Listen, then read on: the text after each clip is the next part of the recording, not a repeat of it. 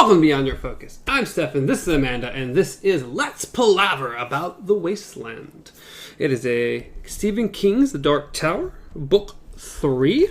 We're in Chapter 2, Part 2, which is part of Book 1. Yeah. Bear and Bone, I think. Or we go to Book 2. We're in Book 2. I lied. Yeah. So we're in Book 2, which is Key and Rose. Yes. Book 2, Key and Rose. Chapter 2, Part 2. I think. Or no, just Part 2. Just... Key and Rose Part 2. I don't. Yes. It's very confusing. Because the first one was Bear and Bone, so this is Key and Rose. Yes. We just split it into 2. Yes. It's weird. It's complicated. Long chapters, which are just books themselves. Yes. And instead of having a 3-hour podcast, maybe we cut these in half and only have an hour to hour and a half podcast. So we'll see how this one goes today. Maybe we can pull it all together in an hour. I don't know. It seems simpler than the last chapter, but what do I know?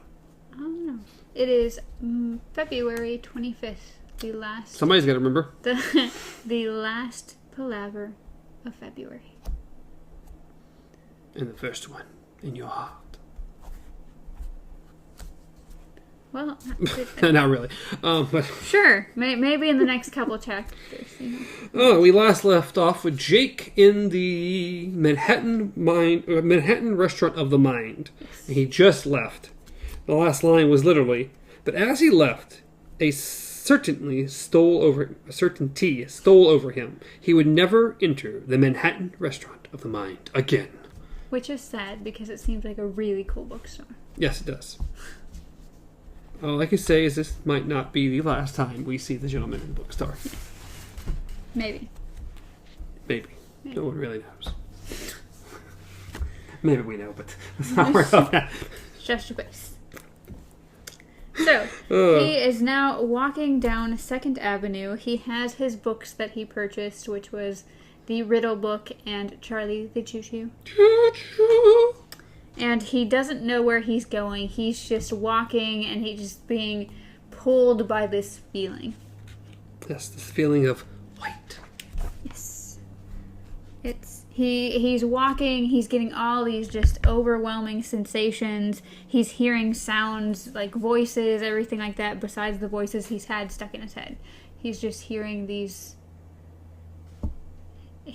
everything just seems to be louder and brighter, and he's just being pulled, and he's wondering if this was the way that dogs felt before thunderstorms or earthquakes, and felt almost sure that it was. And then he goes a familiar feeling. He's able to see the future. Yes.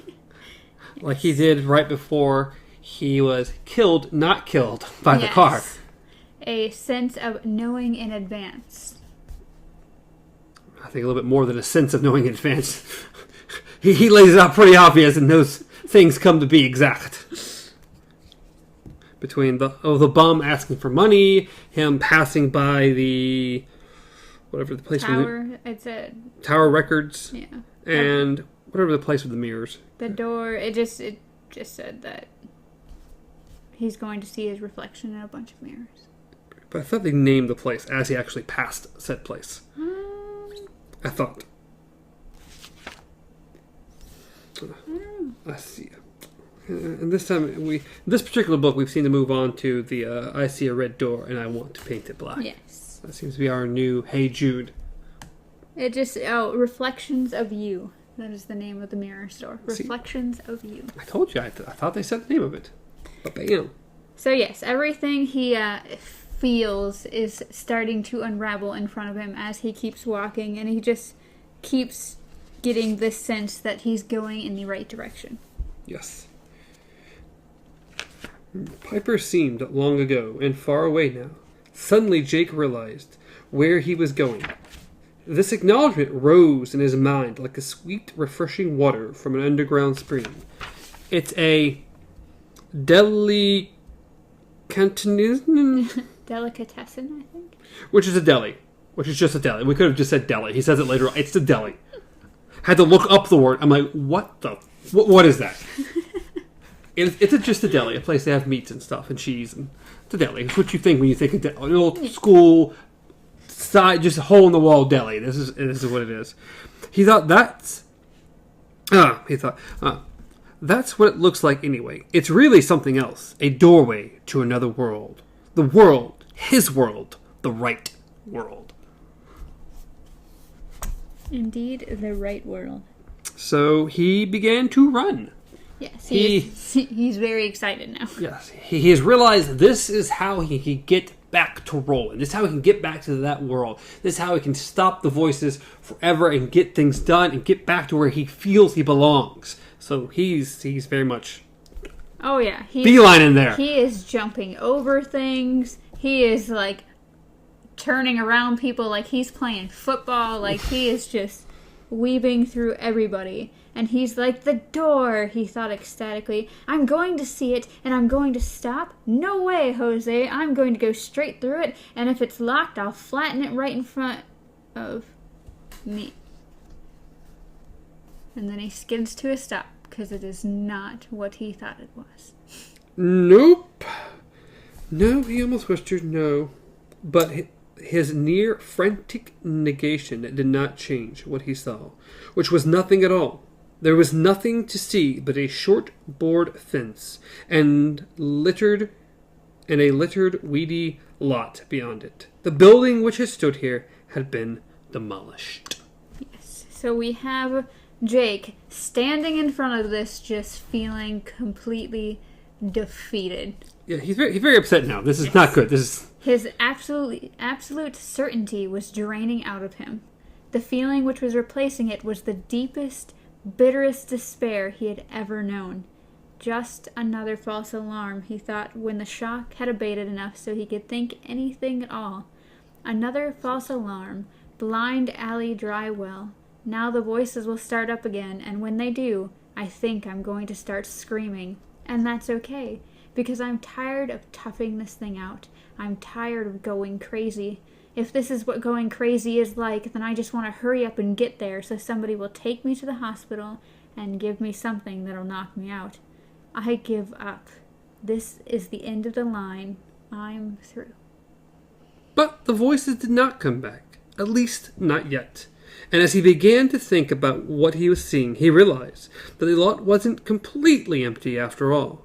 Standing in the middle of the trash-littered, weedy waste ground was a sign. Mills Construction and Sombra Real Estate. Remember Sombra Real Estate? Sombra. Sombra Real Estate Associates. And continuing to remake the face of Manhattan. Coming soon to this location. Turtle Bay Luxury Condominiums. Call blah blah blah for information. You'll be glad you did. What advertise? Coming soon, maybe. Coming soon? Maybe, but Jake had his doubts. The letters of the sign were faded. Yeah, it's like, this sign's old. This is not really happening. Don't think we're going to get this very soon. The turtles. Turtle. Turtle. But pretty much, and he gets his father's voice in his head yelling at somebody pretty much to never get into the condo business. Yeah. It's like, if they have to try to sell you if they try to give you a TV just so you can come look at a blueprint, there's something wrong. They're trying to bribe you here, and this is not a good idea. This is not working. It's not worth it. So he travels along the fence, just seeing random signs and no trespassing and just advertisements for everything. But then something else catches his eye. Does it ever? Does it ever? Jake whispered the words out loud, his eyes wide and fascinating. Seeing the turtle of enormous girth. On his shell he holds the earth. If you want to run and play, come along the beam today. Familiar words, I would say. Very, very reoccurring. Very reoccurring. And oddly enough, the color of paint used, or at least now what it looks like, is a dusky pink of late summer roses. Late summer roses.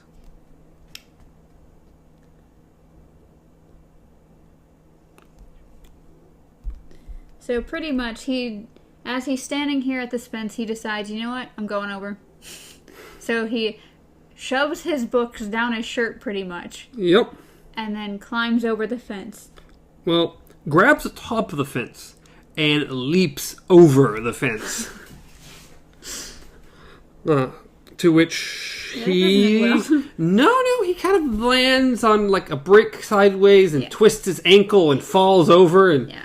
He pretty much just lands on the bricks slide out from under him, he gets thrown forward, he could feel his ankle twist, and he lands on a pile of bricks, to which is just like getting the wind knocked out of you. It says, he simply lay where he was for a moment, waiting to get his breath back. He didn't think he was badly hurt, but he'd twisted his ankle and it would probably swell. He'd be walking with a limp by the time he got home. He'd just have to grin and bear it, though. He sure didn't have cab fare. You don't really plan to go home, do you? They'll eat you alive. Well, maybe they would, and maybe they wouldn't. So far as he could see, he didn't have much choice in the matter. Yep. As he got up, Jake saw that he had actually fallen lucky. Close by was a nasty jumble of broken glass. If he'd fallen into that, he might have cut himself very badly. That used to be the show window, Jake thought. When the deli was still here, you could stand on the sidewalk and look in and see meats and cheeses. They used to hang on strings. He didn't know how he knew this, but he did. Knew it beyond the shadow of a doubt. Let's see. Jake knelt beside a sign and pulled it upright and brushed the dirt away. The letters were faded, but he could still make them out.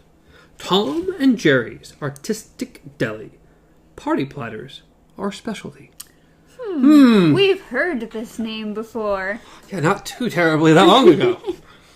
I wonder who else was dreaming about that place. About opening it up and it being a doorway. Yes. And below it, spray painted in the same red fading to pink, was this puzzling sentence: he holds us all within his mind. This is the place, Jake thought. Oh, yes. That it is. Very special place. So he pretty much is now seeing this broken down, just empty lot as something different. He's looking around and everything is once again seeming alive and brighter. Things look beautiful that shouldn't be, like garbage. Yes, like garbage. He suddenly understood that he was standing on the edge of a great mystery, and he felt a shudder, half terror and half wonder, work through him. It's all here. Everything is still here.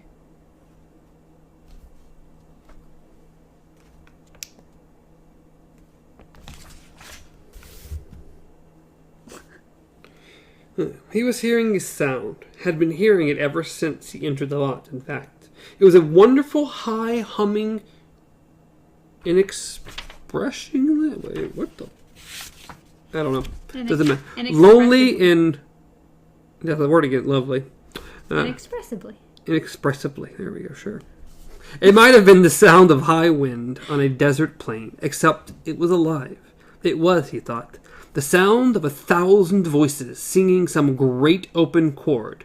He looked down and realized there were faces in the tangled weeds, and low bushes and heaps of bricks. Faces.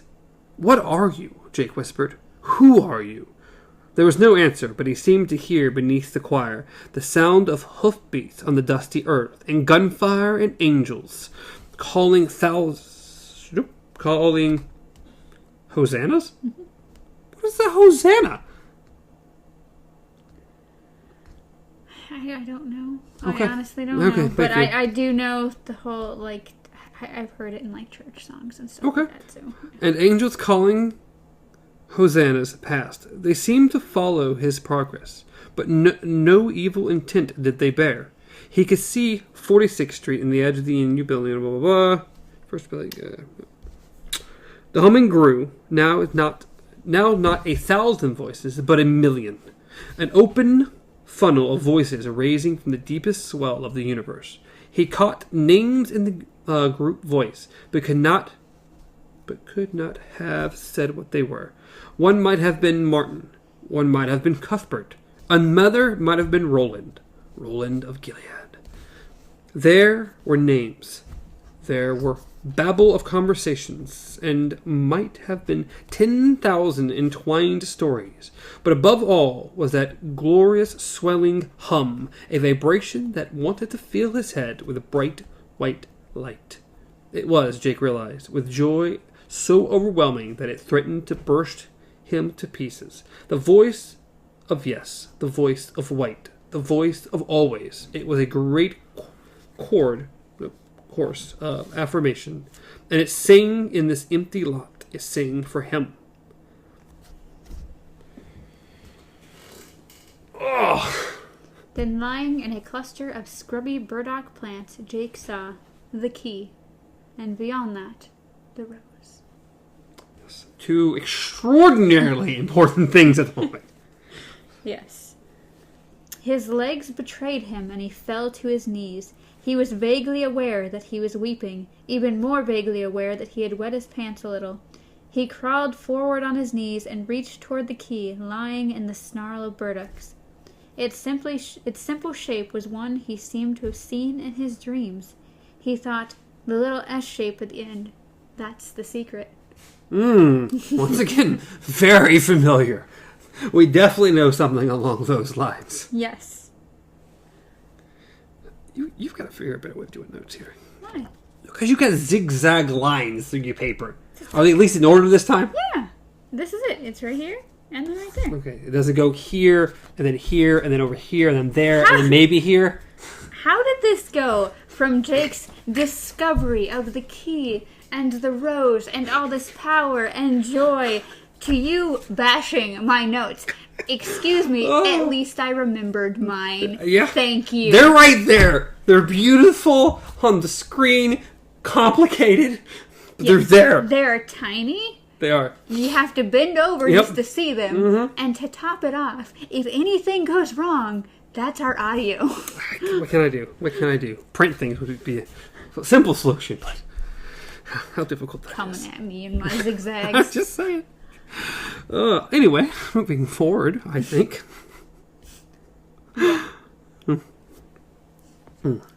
But anyways, he now has taken the key in his hand, and the voices are getting louder and joyous and at the same time terrifying. Yes. He opened Charlie the Choo-Choo and put the key inside. Then his eyes were fixed upon the rose again, and he realized that it was the real key. The key to everything. He crawled toward it, his face a flaming corona of light, his eyes blazing wells of blue fire.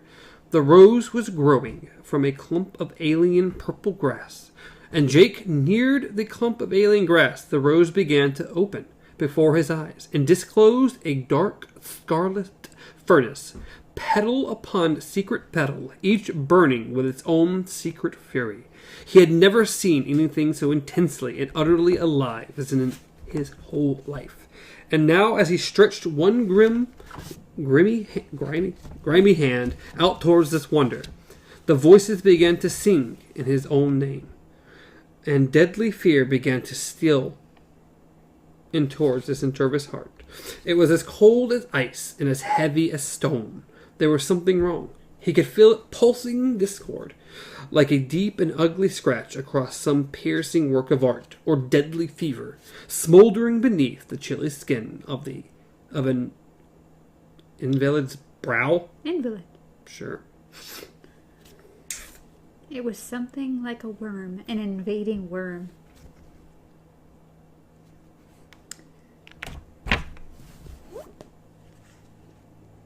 Yeah, if you can see that despite the light, I don't know. But it's a very pretty picture. Then the heart of the rose opened for him, exposing a yellow dazzle of light. And all thought was swept away in a wave of wonder. Jake thought for a moment that what he was seeing was only pollen, which had been invested within the supernatural glow, which lived at the heart of every object in this deserted clearing. He thought it even though he had never heard of pollen within a rose. He leaned closer and saw that the concentrated circle of blazing yellow was not pollen at all. It was a sun A vast forge burning at the center of the rose, growing in the purple grass. The fear returned, only now it had become outright terror. It's right, he thought. Everything here is right, but it could go wrong. Has started going wrong already, I think. I'm being allowed to feel as much of that wrongness as I can bear. But what is it, and what can I do? It was something like a worm.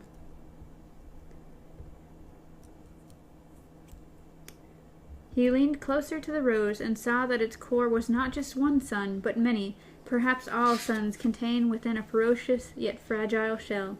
But it's wrong. It's all in danger. Knowing it would almost surely mean his death to touch that glowing microcosm? But helpless to stop himself, Jake reached forward. There was no curiosity or terror in the gesture, only a great inarticulate need to protect the rose. And then when he came back to himself, because he passed out, so... Apparently touching the rose, maybe not the best idea. Yeah, maybe that's not touch the rose. That's probably the best. When he came back to himself, he was first only aware that a great deal of time had passed, and his head hurt like hell. What happened? Was I mugged? Yeah. No, Jake, I don't think you were mugged. He rolled over and sat up. Another blast of pain went through his head. He raised his hand to his left temple, and his fingers came away sticky with blood. He looked down and saw a brick poking out of the weeds. Its rounded corner was red too. If it had been sharp, I'd probably be dead or in a coma. Yeah, just ask Susanna. And that's the end of the podcast. I'm just saying. It didn't go well for her. It didn't go well for her. So yes, he pretty much looks down, realizes he still has his watch. So even as cheap as his watch is, he didn't get mugged. No, he didn't get mugged. But he still didn't understand exactly what happened to him. Pretty much it was 4:15, so he had been out for 5 hours. So that's just a little while.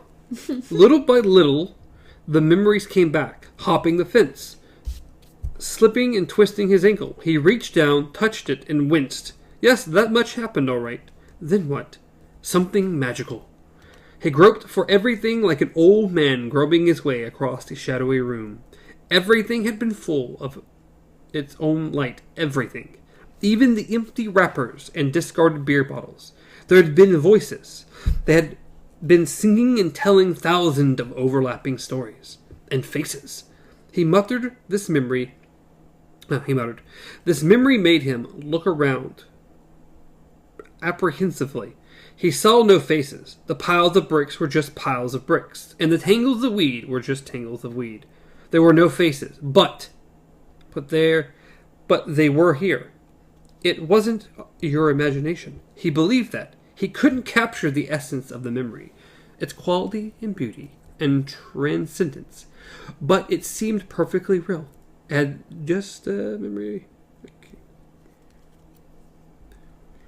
Well, so, I'm going to go down a little bit here. Then he saw the rose, growing in a clump of purple grass, very close to the place where he had fallen. His heart leaped into his throat. Jake blundered back towards it, unmindful of the beats of pain each step sent upon his ankle. He dropped to his knees and in front of it like a worshipper at an altar. He leaned forward, eyes wide. It's just a rose. Just a rose, after all. And the grass? The grass wasn't purple, after all, he saw.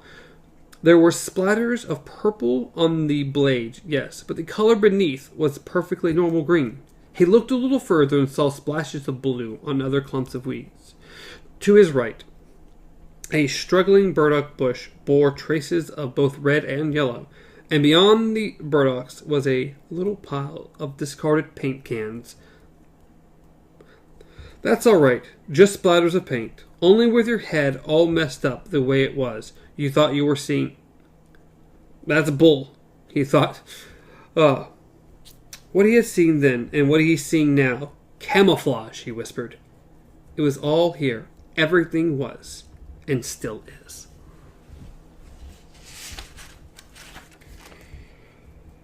Yeah, it's like, how do you... If every time a person came by, it started singing, it'd be gone by now. Yeah, it would not be here. It's got to hide itself somehow. Now that his head was clearing, he could again feel the steady harmonic power of this place held. The choir was still here, a voice just as musical, although now dim and distant. He looked at the pile of bricks and an old broken chunks of plaster and saw a barely describable face hiding within it. It was the face of a woman with a scar on her forehead. Allie? Jake murmured, "Isn't your name Allie?" There was no answer. The face was gone. Interesting choice there. We're aware of an Allie from 2 books back. Yeah.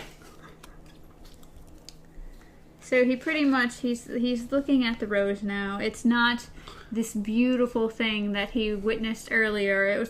It kind of looks half dead. It's curled up, and it's just... It wasn't the sort of cultivated flower he had seen in florist shops, he supposed. It was a wild rose. "You're very beautiful," he said, and once more stretched his hand out to touch it. Although there was no breeze, the rose nodded toward him. "Are you sick, Rose?" There was no answer, of course.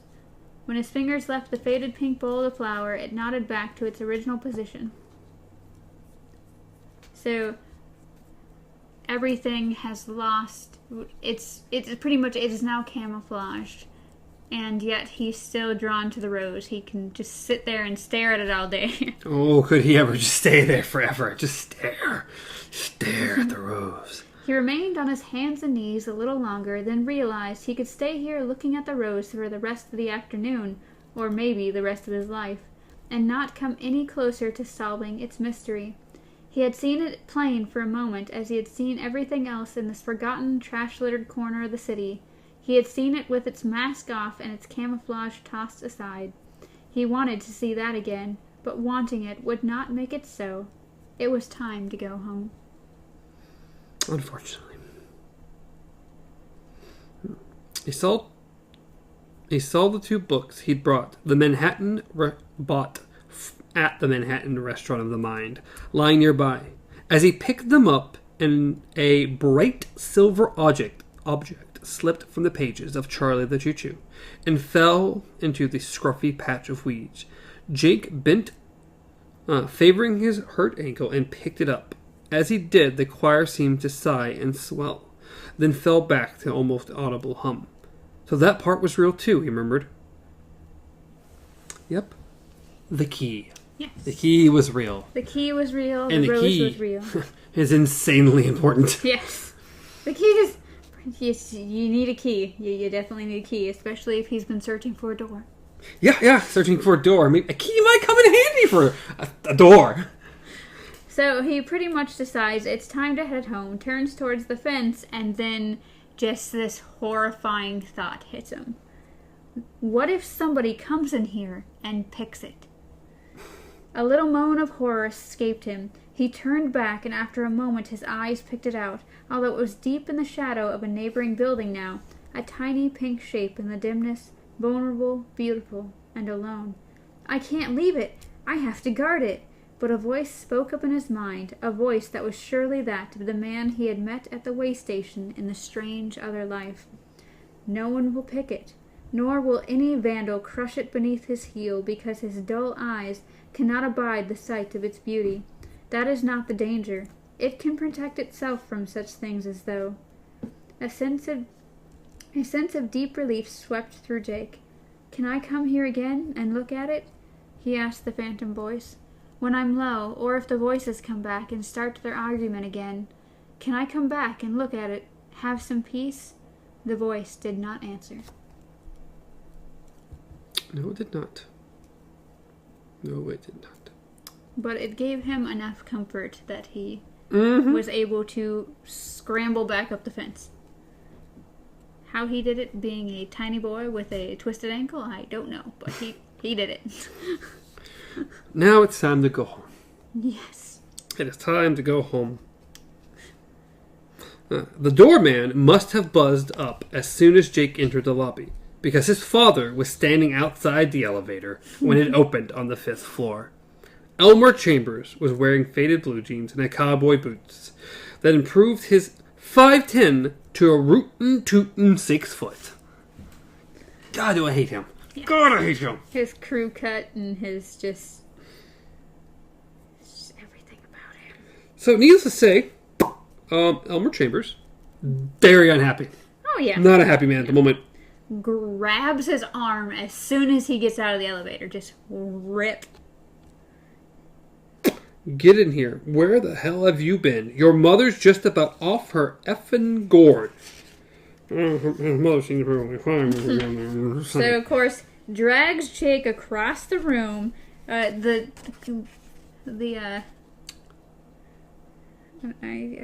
guess the hall? No. Is she the nanny? Is she the cleaning lady? Mrs. Shaw? Yeah, just the help. I don't know she's, exactly what her position is. She is hired. She is the maid. She's the nanny. She's whatever she needs to be. She seems to take care of Jake and keep things clean and keep people fed. Okay. She seems to do it all. So she pretty much sees him and is just kind of like, I'm sorry, kid. And just kind of goes away before they take it out on her. And his mom is not really. She's yeah. She's a bit out of it. As he describes, she's probably taken 3, maybe 4 volumes since noon. So she's... Yeah.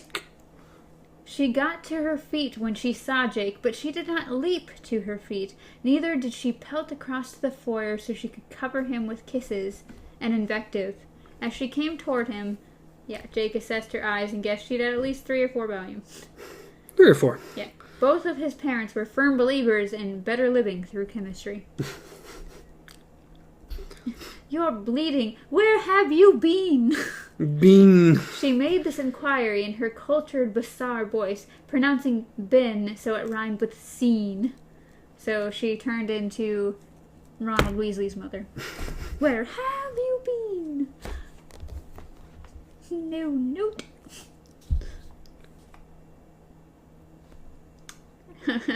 To which Jake doesn't give the best outright response.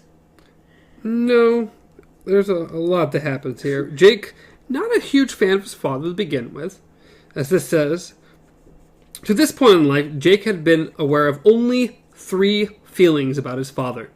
Puzzlement, fear, and a species of weak, confused love. Well, literally...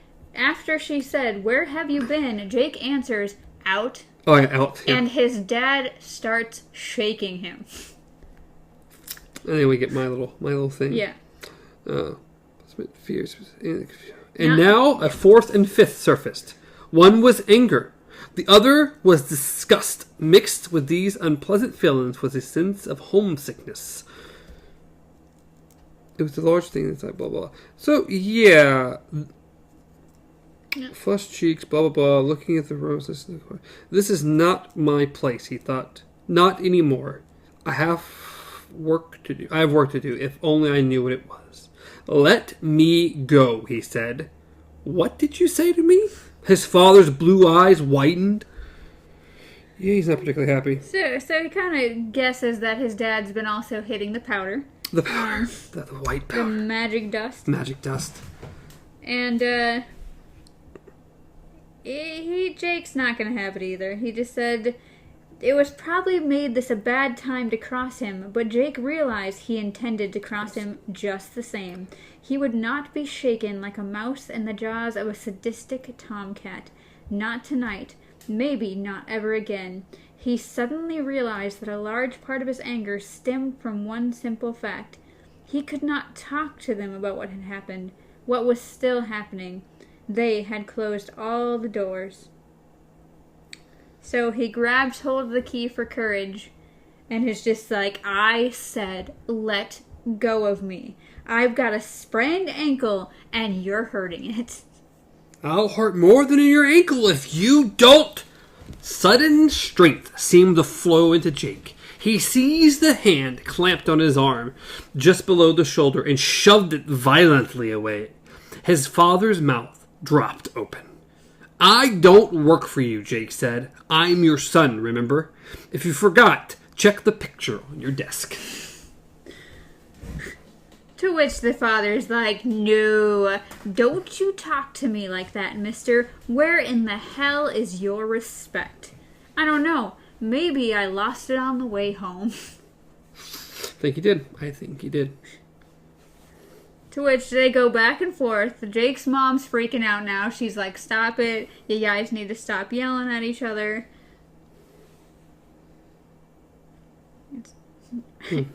Your clothes are dirty, his mother observed, and then added timidly, were you mugged, Johnny? Did you play hooky and get mugged? And of course he wasn't mugged. He's still wearing his watch, isn't he? But the blood on your head. It's okay, Mom. I just bumped it. But I'm going to bed. I'm very, very tired. If you want to talk about this in the morning, okay.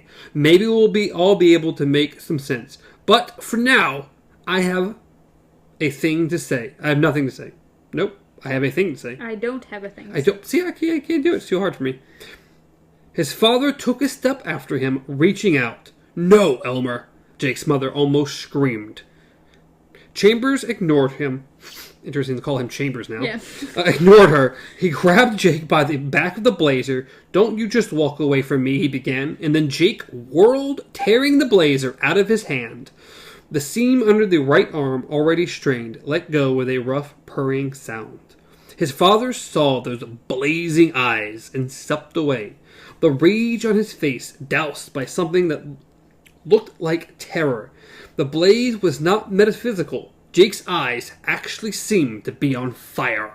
His mother gave voice to the strengthless little scream, clapped one hand on her mouth, took 2 large stumbling steps backwards, and dropped into her rocking chair with a small thud.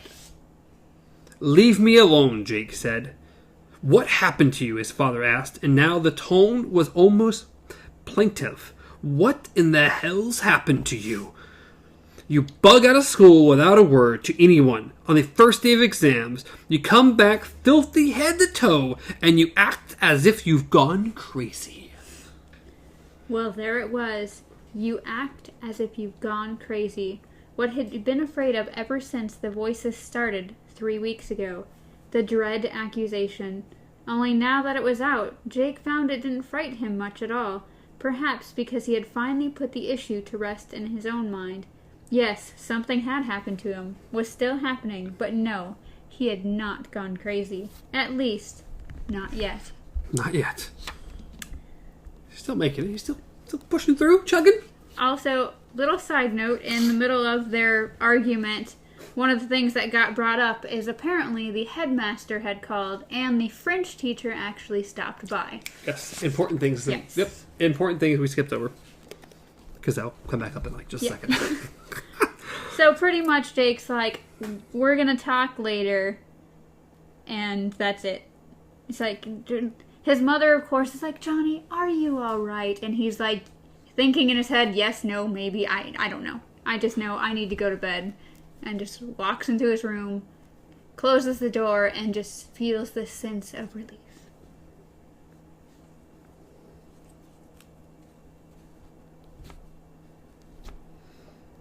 He stood by the door a little while, listening. His mother's voice was only a murmur, his father's a little louder.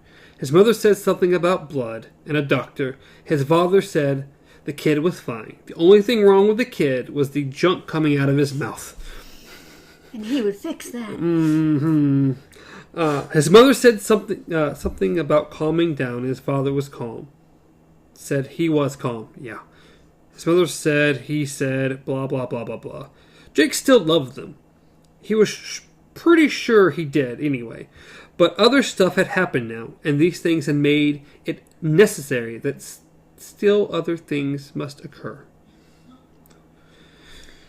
Why? Because something was wrong with the rose, and maybe because he wanted to run and play and see his eyes again, as blue as the sky above the way station had been. He sat down, put the books on his chair. He had been sleeping very badly over the last few weeks, but thought tonight he would sleep well. He couldn't remember being so tired. When he woke up in the morning, perhaps he would know what to do. There was a light knock on the door, and Jake turned waringly in that direction. "It's Mrs. Shaw, John. May I come in for a minute?" He smiled. Mrs. Shaw. Of course it was. His parents had drafted her as the intermediary, or perhaps translator might be a better word. "You go see him," his mother would have said. "He'll tell you what's wrong with him. I'm his mother, and this man with the bloodshot eyes and the runny nose is his father. And you're only the housekeeper. But he'll tell you what's... He wouldn't tell us, because you see him more than either of us. And maybe you speak his language." She'll have a tray, Jake thought. And when he opened the door, he was smiling. Mrs. Shaw did indeed have a tray. Yes, she brought him 2 sandwiches, apple pie, a glass of chocolate milk, just everything. I'm all in. Mrs. Shaw, give me some of that. Yes. And so he invites her in, she comes in, and she sees Charlie the Choo-Choo, and she's like, "Oh, I remember reading this as a little girl. Did you buy this today?" He's like, "Yes. Did my parents ask you to find out where I was?" That's actually how this went, okay? She nodded. No acting, no put on. It was just a chore, like taking out the trash. "You can tell me if you want to," her face said, "or you can keep still. I like you, Johnny, but it's really nothing to me, one way or the other. I just work here, and it's already an hour past my regular quitting time." Yeah, I mean, Mrs. Shaw's housekeeper. But he wasn't offended by it. He saw her as more of a friend than most people, yes, because they're together all the time. But she was honest. She was at least to the point with him. Didn't treat him like a kid. Honesty's nice. And his favorite sandwich is bologna and cheese. That was another thing in Miss Shaw's favor. She knew all his favorites. She cut the crust off for him. "Please tell them I'm fine," he said, "and tell my father I'm sorry that I was rude to him. I've been studying very hard for my exams, and it all came down on me this morning, I guess. I sort of froze. It seemed like I had to get out or I'd suffocate. As for this, please tell my mother it's really nothing. I didn't get mugged or anything. It was just a stupid accident. There was a UPS guy pushing a hand truck, and I walked right into it. The cut's no big deal. I'm not having double vision or anything, and even the headache's gone now." She nodded. "I can see how it must have been. A high-powered school like that and all. You just got a little spooked. No shame in that, Johnny. But you really haven't seemed like yourself the last couple of weeks. I think I'll be okay now. I might have to read you my final essay in English, but..." "Oh!" Mrs. Shaw said, and startled look across her face. She put Charlie the Choo-Choo back down on Jake's desk. "I almost forgot. Your French teacher left something for you. I'll go get it." Oh, shit. Oh, God! The one thing he's been worried about. Oh, just... A few minutes later, Miss Shaw came back. She was carrying a very familiar blue folder. Jake found that not all of his dread had left him after all. They would all know by now, of course, students and faculty alike, and it was too late to do anything about it. But that didn't mean he liked all of them knowing he had flipped his lid, that they were talking about him. Well, as she was gone, he ate his food, very tastily, and she returned with the folder a few moments later. Pretty much, and he says, he's like, "How are my folks doing?" Because, of course, she had to go give him a report. Of course. "Your father wanted me to ask you why you didn't just tell him you had exam fever. He said he had it himself once or twice when he was a boy." Jake was struck by this. His father had never been the sort of man to indulge in reminiscence, which began, "when I was a kid." He tried to imagine his father as a boy, with a bad case of exam fever, and he found he couldn't quite do it. Well, on the blue folder, there was a small envelope. Had been paper clipped to the front of the folder. Yes. And we find that it is a note from Mr. Bissett, the French teacher. Yes. Which pretty much just says we're all concerned about you. And I'm here for you if you need me, and you can call me at this number. Yeah. It says, remember that we all like you very much and are on your side. I'll be up till midnight. Remember that we all like you very much, and you'll be on your side. Jake felt like crying. The concern was stated, and that was wonderful, but there were other things, unstated things, in the note that were even more wonderful. Warmth, caring, and an effort, however misconceived, to understand and console. Mr. Bissett had drawn a small arrow at the bottom of the note. Jake turned it over and read this. By the way, Bonnie asked me to send this along. Congratulations. Congratulations? What in the hell did he mean by that? He flipped open the folder. A sheet of paper had been clipped to the first page of his final essay. It was headed from the desk of Bonita Avery, and Jake read the spiky fountain-penned lines in growing amazement. And now this letter. Oh, this insane letter. Oh my God.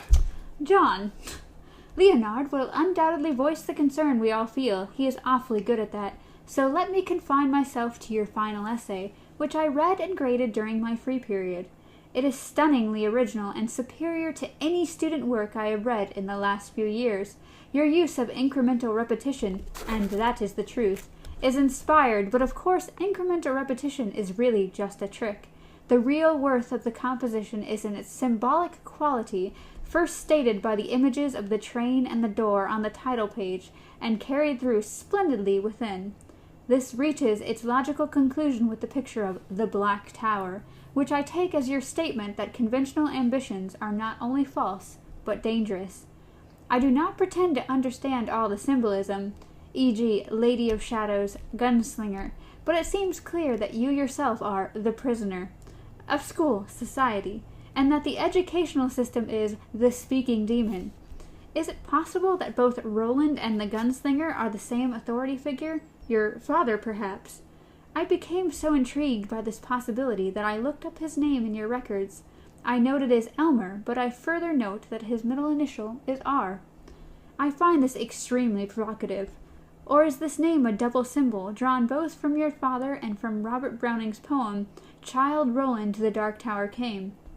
This is not a question I would ask most students, but of course I know how omnivorously you read. At any rate, I am extremely impressed. Younger students are often attracted to so-called stream of consciousness writing, but are rarely able to control it. You have done an outstanding job of merging S of C with symbolic language. Bravo! Drop by as soon as you're back at it. I want to discuss possible publication of this piece in the first issue of next year's Student Literary Magazine. B. Avery. P.S. If you left school today because you had sudden doubts about my ability to understand a final essay of such unexpected richness, I hope I have assuaged them. Massaged? I don't know.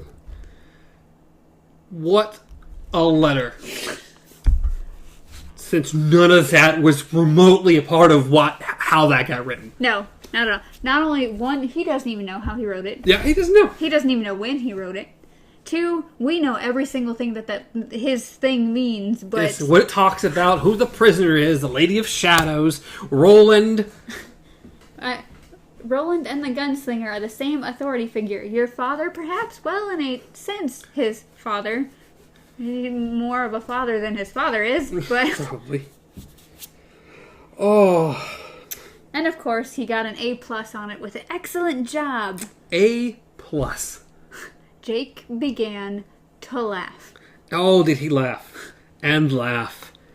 And laugh. And laugh. Well, could you imagine that you've been terrified for an entire day that people are going to think you're crazy, that the teacher is going to call the nut house, that you've been worrying and worrying and worrying and out of A+.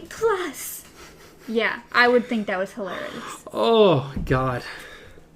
I gotta stop, he thought. I gotta stop or it's gonna kill me. I'll have a stroke or a heart attack or something. Then he thought, I wonder what she made of. Choo-choo, choo-choo, and began to laugh wildly again. I mean, I'm curious as well. What did you make of the choo-choo, choo-choo, choo-choo at the end of the paper there? Yeah. I mean, she read a lot into this. Oh, yeah. Yeah. See, that's what you get with abstract, though. People make up their own meanings. And she definitely made up her own meaning. Oh, yeah. Well, considering he didn't even know half of what it was, it could mean anything. But I love the whole, you must be the prisoner. No, we know who the prisoner is. There's another prisoner. It's not Jake. Well, eventually Mrs. Shaw left. Because of just uncontrolled laughter. Yeah. And as soon as she left, he began to laugh some more. So, of course. During the next half hour, he had separate visits from both parents. They had indeed calmed down, and the A+ grade on Jake's final essay seemed to calm them further. Jake received them with his French text open on the desk before him. He was really... So pretty much his mom comes to visit him, leaves. They don't really say anything about what she does. But then the dad stops by. Yes. His father poked his head into Jake's room around 9:45. About 20 minutes after Jake's mother had concluded her own short, vague visit, Elmer Chambers was holding a cigarette in one hand and a glass of scotch in the other. Classy. Oh, is he ever. Oh, and of course, he looks like he's been hitting the Valium too. Yeah. So. You okay, kid? Yes. He is once again the small, neat boy who is always completely in control of himself. His eyes turned to his father were not blazing, but opaque. I wanted to say I'm sorry about his father. His father was not a man who made many apologies, and he did it badly. Jake found himself feeling a little sorry for him. It's all right. Hard day, his father said. He gestured with the empty glass. Why don't we just forget it happened? He spoke as if this great and logical idea had just come to him. I already have. Good, his father sounded relieved. Time for you to get some sleep, isn't it? You have to get some explaining the test tomorrow, I guess so, Jake. Fine. Is Mom okay? Fine. I'm going into the study. Got a lot of paperwork tonight. Dad? His father looked back at him weirdly. Warily, thank you. What's your middle name? Something in his father's face told Jake that he had looked at the final essay grade, but didn't bother to read either the paper itself or Mrs. Avery's critique.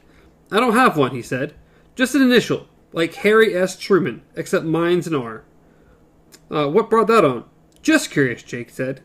He managed to hold up the composure until his father was gone, but as soon as the door was closed, he ran into bed, stuffed his face in his pillow to muffle another bout of wild laughter. Yeah, it's definitely not his dad. No. No. Coincidence. His middle initial is R. Weirdly, there's no name attached to that. So pretty much he decides, after he's able to calm himself down, he goes to his desk and picks up Charlie the Choo-Choo.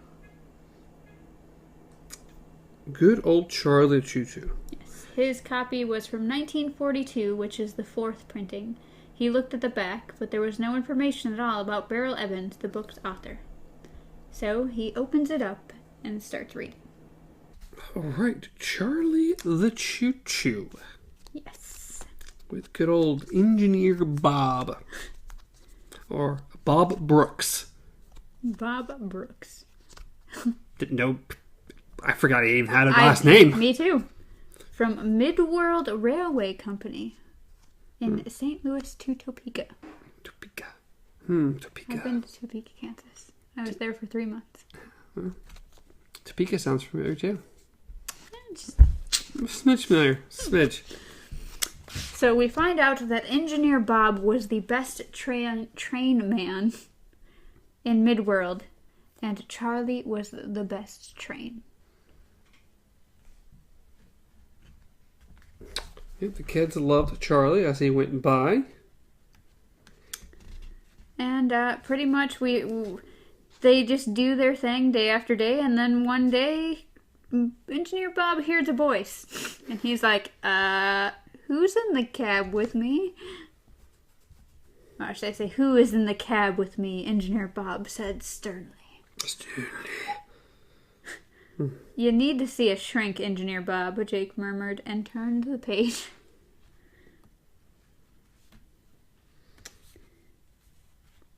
Here was a picture of Bob bending over to look beneath Charlie the Choo-Choo's automatic firebox. Jake wondered who was driving the train and watching out for cows, not to mention boys and girls, on the tracks while Bob was checking for stowaways and guessed that Beryl Evans hadn't known a lot about trains. Don't worry, it's only I. Who's I? Engineer Bob asked. Charlie, said the small, gruff voice. Hardy har har, Engineer Bob. Trains can't talk. I suppose if you're real, you can blow your own horn. Of course, he said, and blew the horn. Goodness, Engineer Bob. Goodness, Engineer Bob. It's really cute. I told you, said Charlie the Choo-Choo. How come I've never heard you, knew you were alive before? Asked Engineer Bob. Why didn't you ever talk to me? And then this is his answer for some reason. Didn't answer the question at all. I'm going to sing to you instead. Then Charlie sang this song to Engineer Bob in his small, gruff voice. Don't ask me silly questions. I won't play silly games. I'm just a simple choo-choo train, and I'll always be the same. I only want to race along beneath the bright blue sky and be a happy choo-choo train until the day I die. It's very interesting wording for a children's book. Yes. Just thought I'd throw that out there. So then, until the day I die.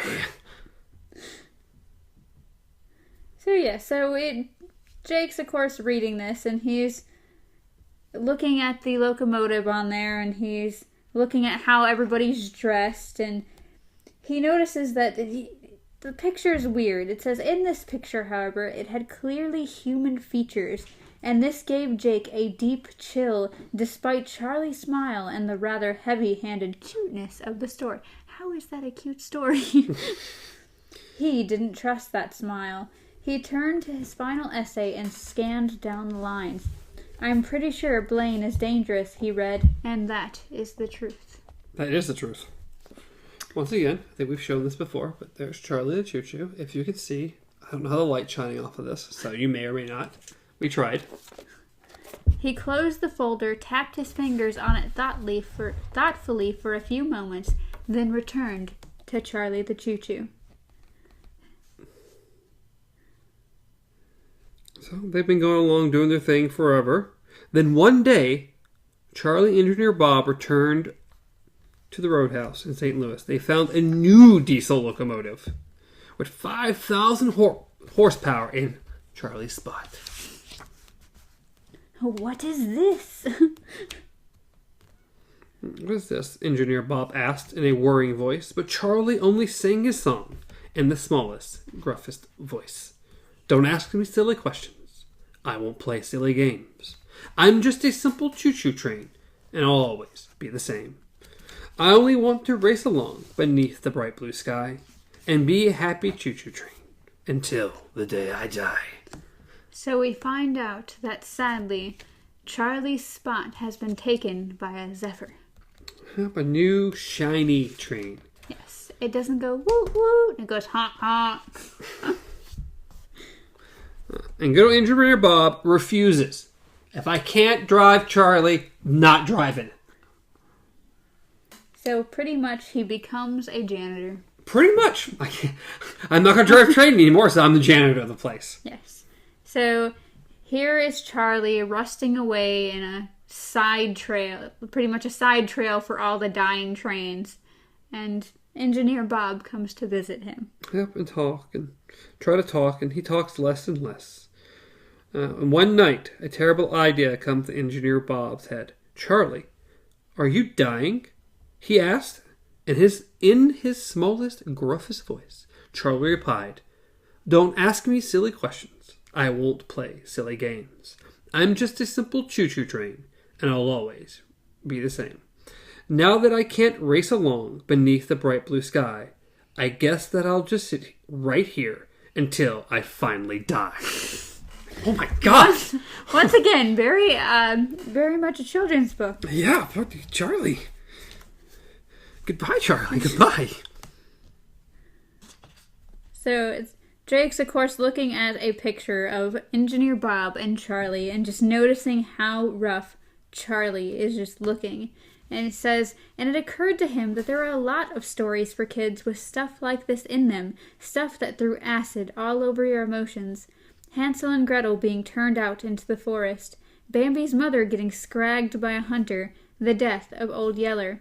It was easy to hurt little kids, easy to make them cry, and this seemed to bring out a strangely sadistic streak in many storytellers, including, it seemed, Beryl Evans. But Jake found he was not saddened by Charlie's relegation to the weedy wastelands at the outer edge of the Midworld train yards. Quite the opposite. Good, he thought. That's the place for him. That's the place because he's dangerous. Let him rot there, and don't trust that tear in his eye. They say crocodiles cry too. Jesus, Jake. He read the rest rapidly. It had a happy ending, of course, although it was undoubtedly that moment of despair on the edge of the train yard which children remembered long after the happy ending had slipped their minds. Mr. Morton, the president, showed up, and for whatever reason, I don't know why this was the way he chose to get there, had to get to his daughter's recital. I guess he always takes trains. I guess so. And he was going to take the big Zephyr, but it wouldn't start. There was water in the diesel fuel, it seemed. Were you the one who wanted the diesel engine? Were you the one who watered the diesel? Engineer Bob? Jake wondered. I bet it was. You sly dog, you.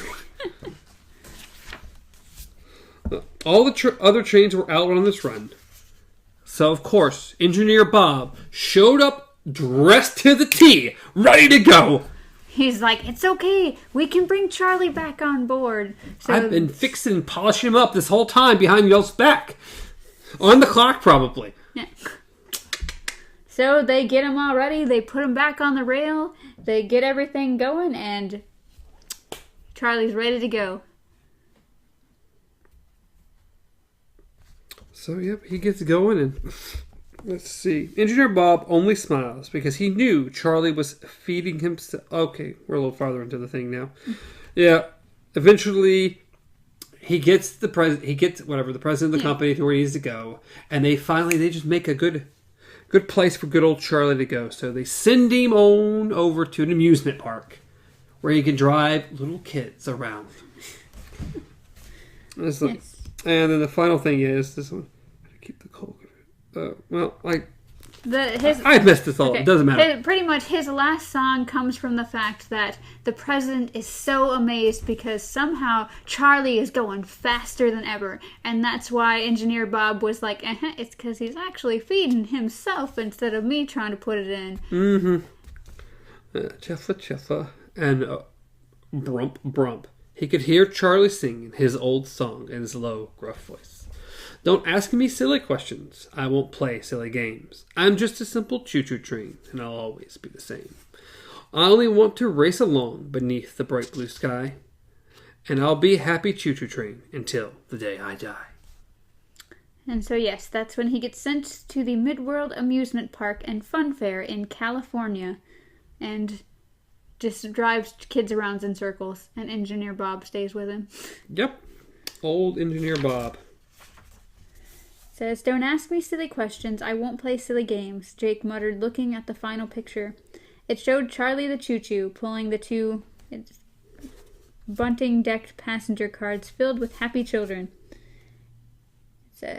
But pretty much it's like Engineer Bob's smile was supposed to convey supreme happiness, but to him it looked like the grin of a lunatic.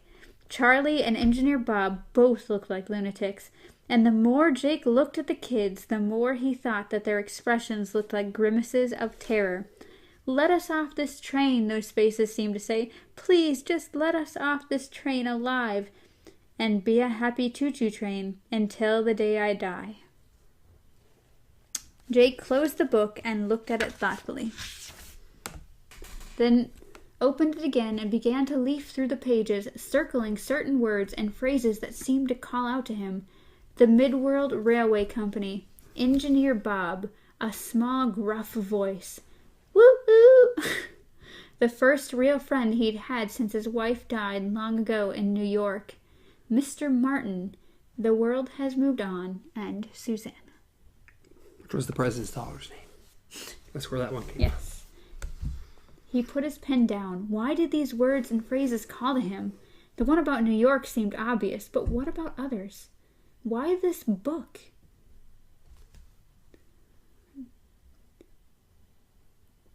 He felt like a compass needle. The needle knows nothing about magnetic north. It only knows it must point in a certain direction, like it or not. And then Jake's like, "That's it. I'm gonna go to sleep." He took off his shirt, then gazed down at the front of Charlie the Choo-Choo again. That smile, it just didn't trust that smile. Not a bit. Have you seen that smile? He looks pretty terrifying in that particular picture. Sleep didn't come as soon as Jake had hoped. The voices began to argue again about whether or not he was alive or dead, and they kept him awake. At last he sat up in his bed with his eyes closed and his fist hands planted against his temples. "Quiet!" he screamed at them. "Just quiet. You were gone all day. Be gone again." "I would, if he'd just admit I'm dead," one of the voices said sulkily. "I would if he would just take a for God's sake look around and admit I'm clearly alive," and the other snapped back. He was going to scream out loud. There was no way to hold it back. He could feel it coming up his throat like vomit. He opened his eyes and saw his pants laying over the seat of his desk chair, and had an idea occur to him. He got out of bed, went to the chair, and felt in the front right pocket of his pants. The silver key was there, and the moment his fingers closed around it, the voices ceased. Tell him, he thought. With no idea who the thought was for, tell him to grab the key. The key makes the voices go. He went back to bed and was asleep with the key clasped loosely in his hands 3 minutes after his head hit the pillow. And that concludes Chapter 2, Book 2, whatever this is. Key and Rose. Key and Rose. Concludes Key and Rose. Next week will be Door and Demon. Part 1. Or Door and Damon. No. And we'll be going over, I don't even know how many pages. We've got to look at this. Yeah. It'll probably be about the same. We assume. The last couple, or the last two, it's been around section 15, somewhere around See there. how many pages we actually have. We're going to have about 150 to... we're going to have 63 pages. So it's going to be a little bigger than last time. We haven't decided where we're stopping, so we can't tell you what to read. We don't know. But if you follow us on, social media, we'll throw it out there at some point. Will we? Yes. Take a man's word on that. Look for it. Look for it. Let's see. We can make an educated guess real quick. Let's see. It's about 30 pages where we need to get to. So, probably about 19. Ooh, 19. 19 or 20. 19. In this general area, I agree. 19 seems so perfect. It's not even funny. So, yes, somewhere between 19 and 21 we'll probably stop. Whichever one sounds the best. So if you want to read up to that point and follow along, you can. If you do. I don't know. We believe in you. We believe in you. Bring a leaf with me. thought you already kidnapped a leaf. I did. I think it fell out. Oh. I'm taking one back, okay? All right. Well, that was really good. Hear about Jake. We didn't go very far, but... We're still getting there. Everything is coming together. It is, slowly but surely. Or in this case, kind of fast. We're getting through this book very quickly. But as always, you can reach me at Stars Untraveled. Reach Amanda at KZPup. Reach the show at Beyond Our Focus on Facebook, Instagram, Twitter, YouTube, and podcast services around the globe. Maybe. Sweden. What? I said Sweden. Sweden. Same thing I say every time. Sweet. I just said sweet. Tweet. Turtle. See the turtle. Like the video. Leave some comments down below. Let us know what you thought. And please subscribe to the channel. Any other thoughts before we go? Goodbye, February. Goodbye, February. Yeah, pretty much. Look out for... What is it? It's actually going to be next? Is it this Saturday?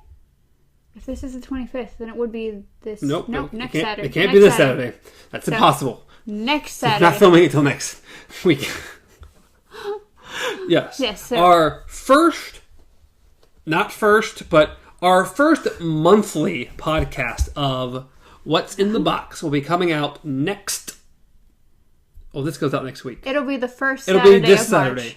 Yeah. As of this posting, it'll be... I was right. But it's not this physical Saturday. Well, it's the for next us Saturday. for But the this podcast, it's this Saturday. Yes, well, that's why I said this Saturday. It's complicated. And now you're going all... Whatever. This Saturday will be What's in the Box with our extended edition. The extended edition will be somewhere around 3 hours. We'll have fun, food, and a special guest. If you watched any of my old previous stuff, she popped in a few things. It's going to be Laura. She'll be on to have a conversation with us, and we'll have a good time with that. It'll be fun. Yay! Anything else? All right. Till next time, long days and pleasant nights.